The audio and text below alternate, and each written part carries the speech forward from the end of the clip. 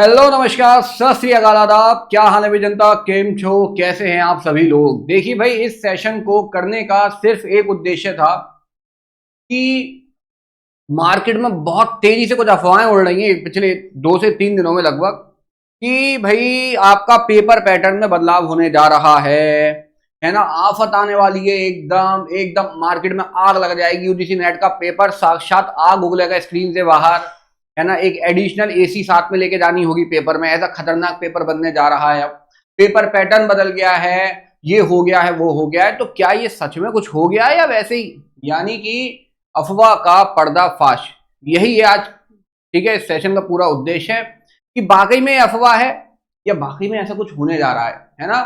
तो इस सेशन को शुरू करते हैं बिना किसी देरी के। लेकिन उससे पहले मैं आपको बता दूं, अरे बैच बैच तो बात की बात है, जो लोग मैं आपका लॉ का एजुकेटर हूं, जो लोग लॉ वाली जनता हो ना, इस टेलीग्राम से जुड़ जाना, ठीक है जी। चलिए बहुत बढ़िया, सीधे चलते हैं आज के मुद्दे के पास। और मुद्दा ये है कि ये आपने देखा होगा, बहुत से अफवाह फैलाने वाले लोगों के साथ आपने इसको देखा होगा। क्या देखा होगा? कहाँ गया हमारा कालू? कालू मतलब मेरा पेन यार, ये ठीक है।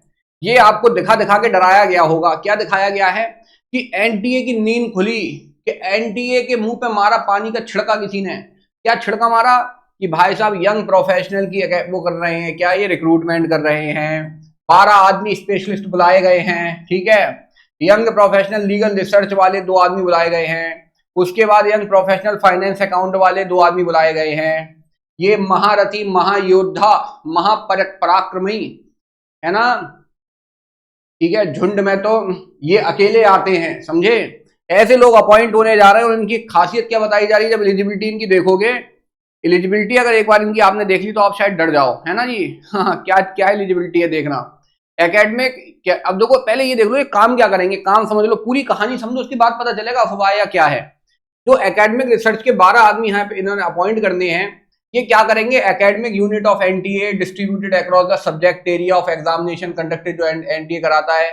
Engineering, physical science, life science, medicine, humanity, इन सब के अंदर क्या, इसके अंदर क्या कुछ ना कुछ तो करेंगे। ये एनालाइज करेंगे पेपर का ट्रेंड क्या है, कैसे होता है क्या। लीगल वाला क्या करेगा? लीगल ड्राफ्ट बनाने का काम करेगा, इसका तो एनटीए से कोई मतलब है नहीं।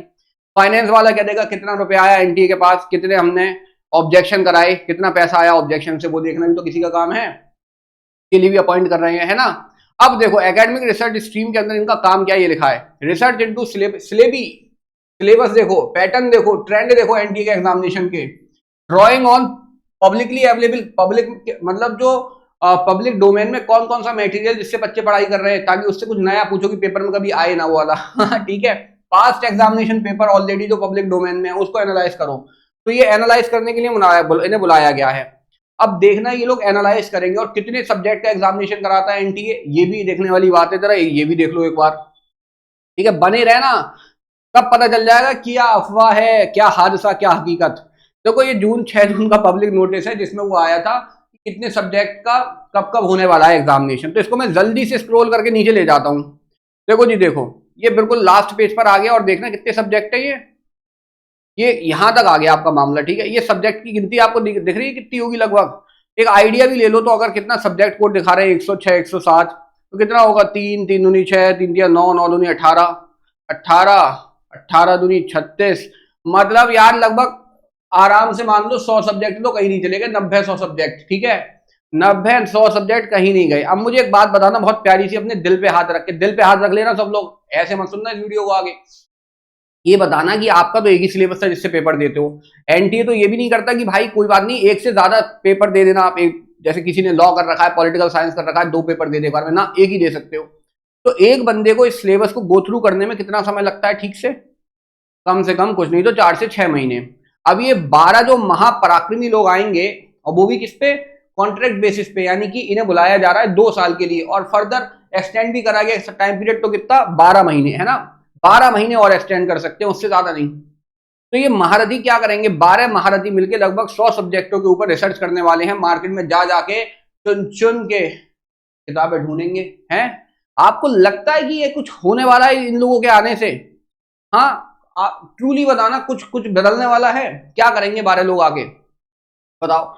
अरे भाई एनटी इतनी बड़ी एजेंसी, इतने हजारों लाखों बच्चों का वो पेपर कराने वाली एजेंसी, मुझे ये बता दो कि 12 लोग की अगर अपॉइंटमेंट हो गई तो कौन सी आफत आ गई?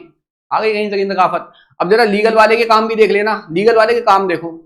देखो, पता है दिक्कत क्या है? दिक्कत ये है कि आप बहुत, दिक्कत नहीं, ये तो अच्छी बात है कि आप लोग बड़े समझदार हो, पढ़े लिखे लोग हो, लेकिन दिक्कत तब आती है जब आपको कोई भी ऐरा गहरा नत्थू गहरा आके चूना लगा जाए। समझ रहे हो आप मेरी बात को?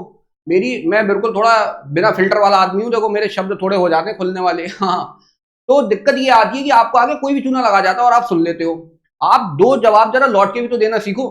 आप उसे बताओ तो सही कि भाई तू कितना सही कह रहा है और कितना झूठ कह रहा है ना? इतनी इतनी हवा बना रखी है यूट्यूब पे, आपने देखा होगा चैनल्स वालों ने, कि जो मुंह में आ रहा है बक रहे हैं कि भाई पेपर का पैटर्न यहां से जाएगा, यहां सीधे आकाश गंगा पहुंचेगा पेपर का पैटर्न। यूजीसी नेट का, नेट ना आईएएस का पेपर है अगली बार तो आने वाला दिसंबर में। तो आप खुद इस बात को सोच सकते हो कि इतने सारे सब्जेक्ट, 12 बंदे अगर नीड है ऑफिस में काम करने के लिए, किसी भी ऑफिस में रिक्रूटमेंट हो सकती है ना?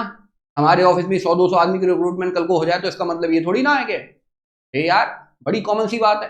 तो अब आप खुद समझ, अब देखो लीगल वालों को दिखाऊं काम, इनका काम क्या? देखो इनका काम है लीगल रिसर्च करना इशू पे कि एग्जामिनेशन कंडक्ट करने में क्या क्या इशू आ रहे हैं। और 2 लोग हैं, 2 लोग संभाल लेंगे पूरे ऑल ओवर इंडिया ये एग्जाम होने वाला है, कोई किसी उत्तर प्रदेश मध्य प्रदेश में नहीं।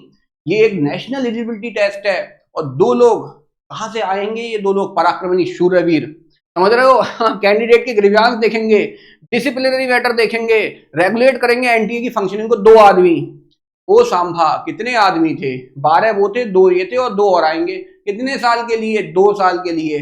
12 महीने और बढ़ सकते हैं मैक्स टू मैक्स, वो भी काम पे डिपेंड करता है। और ये भी लिख रखा है अवेलेबिलिटी पे, अगर काम नहीं हो तो भगा दिया जाएगा। यहाँ पे अगर देखोगे, अब फाइनेंस वाले का काम क्या देख लेना, बजटिंग, रेवेन्यू का प्रोजेक्शन, कितना तुमने पैसा निकाला ऑब्जेक्शन करा के, समझ रहे हो? ठीक है जी। अब ये बता रहे, कुछ लोग ये कह रहे हैं कि सिविल सर्विस वाले, ठीक है, और इस पे रजिस्टर्ड होंगे वही अप्लाई कर सकते हैं। अरे भैया ये तो एलिजिबिलिटी है, इससे कौन सी आफत आ रही है कहीं की? हाँ, कोई आफत है यहाँ से? एज वेज देख लो, एज वेज जो भी है। अब देखो ये क्या बताया है, देखो इन्होंने, अब ये भी इन्होंने पहले, एक लॉलीपॉप होती है लॉलीपॉप, वही लॉलीपॉप है ये। क्या 80,000 रुपए पर मंथ इनकी सैलरी है। ठीक है। अब देखो इनिशियल टर्म है 24 महीने का, और फर्दर 12 महीने और कर सकते हैं। टोटल 36 से ज्यादा तो किसी पे है ही नहीं। वो भी क्या? Based on satisfactory performance and continuing needs.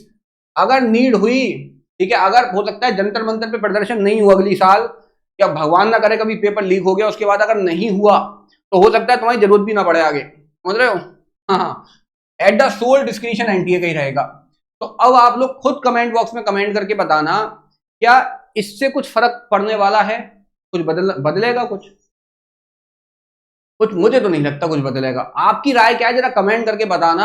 और एक आग्रह और है, ऐसी अफवाह फैलाने वाले लोगों को, देखो क्या होता है, धर्म क्या है? धर्म का मतलब ये नहीं है कि भाई आप, कोई व्यक्ति कुछ भी कह जा रहा है और तुम सुन ले रहे हो। उस, अगर कोई व्यक्ति अधर्मी है तो उसे उसकी जगह दिखाना भी आपका धर्म है। समझ रहे हो?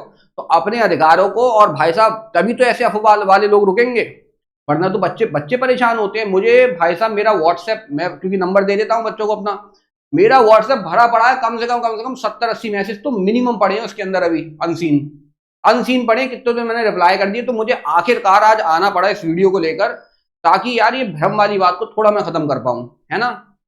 तो आपकी भी ये ड्यूटी है, ठीक है? अधर्मी को उसकी जगह दिखाना भी धर्म का काम होता है, ये हमेशा याद रखना। तो ऐसे लोगों को जरा सबक भी सिखा दिया करो थोड़ा सा, कि आप कुछ भी मुंह से बोल देते हो, बच्चा परेशान होता है इससे लौट फेर के। क्यों? क्योंकि मैं बता रहा हूं, बच्चे जो हैं वो बहुत परेशान हैं। एक तो पहले से ही नौकरी का पता नहीं है, पता चला वैकेंसी आई, उसमें डिले हो गया, कहीं हाई कोर्ट में रेट पड़ जाए, कहीं सुप्रीम कोर्ट में रेट पड़ जाए, कभी कोई पेपर लीक हो जाए, तो बच्चा पहले से ही परेशान। और बची कुची कसर ये अफवाह वाले, अफवाह खोर कह सकते हैं ना, ये लोग पूरी कर देते हैं बच्चे को और डिप्रेस करके, है ना?